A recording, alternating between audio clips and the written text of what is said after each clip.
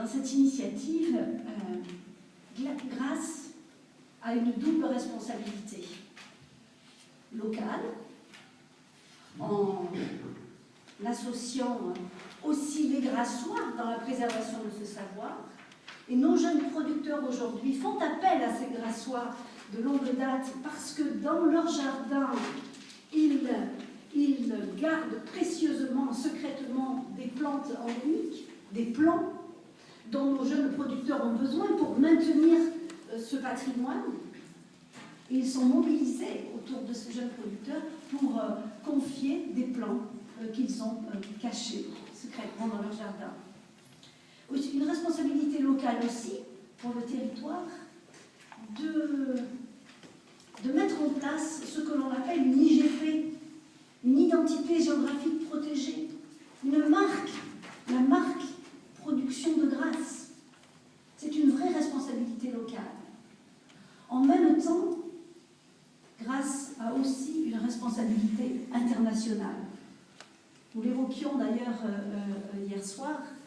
Grasse a un rayonnement et un retentissement international parce qu'il a des responsabilités aussi vis-à-vis de l'ensemble des producteurs du monde entier qui ont eu besoin à une époque de leur savoir-faire et qui aujourd'hui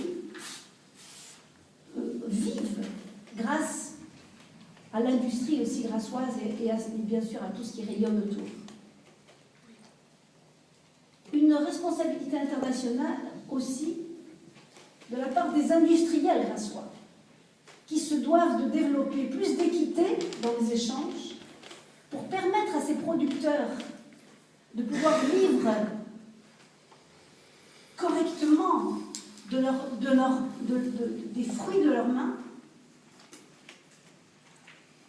Ils doivent aussi les aider à développer de la valeur ajoutée chez eux pour enrichir et maintenir aussi leur savoir-faire.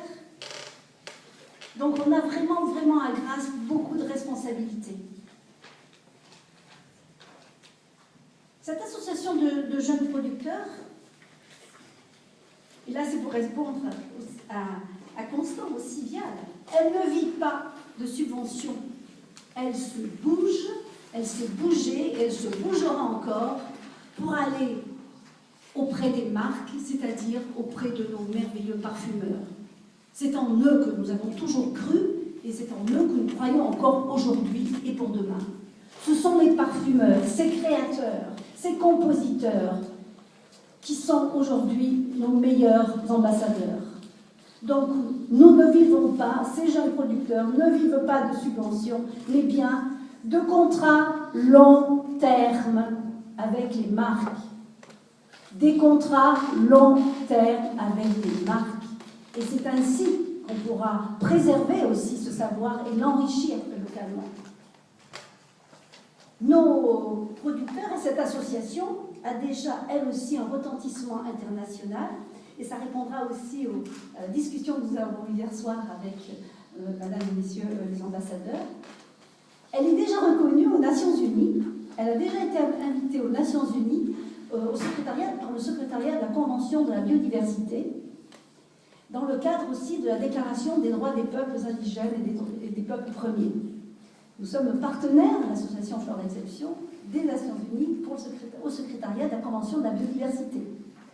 Et très récemment, encore la semaine dernière, j'étais à Montréal pour travailler sur le protocole de Nagoya, qui a pour but d'aider les communautés de producteurs, mais pas que d'Amazonie, d'ici aussi, et c'est pour ça qu'ils sont invités, de l'Europe et de notre région et de Grasse, de préserver leurs terres, de préserver leur savoir-faire, de préserver leur tradition, de préserver leur culture. Grasse est reconnue à l'échelle internationale aussi pour ce combat de préservation des droits des communautés de producteurs. Et plus localement, elle a déjà la possibilité de partager son expérience au Maroc avec des communautés de producteurs de roses. Où on a des échanges régulièrement, toujours pareil pour préserver ce savoir, ici et ailleurs. Et c'est encore plus là que Grasse retrouve toute sa légitimité par son savoir-faire. Juste un dernier mot pour terminer, ou 3 mots. Engagement long terme, équité, amour,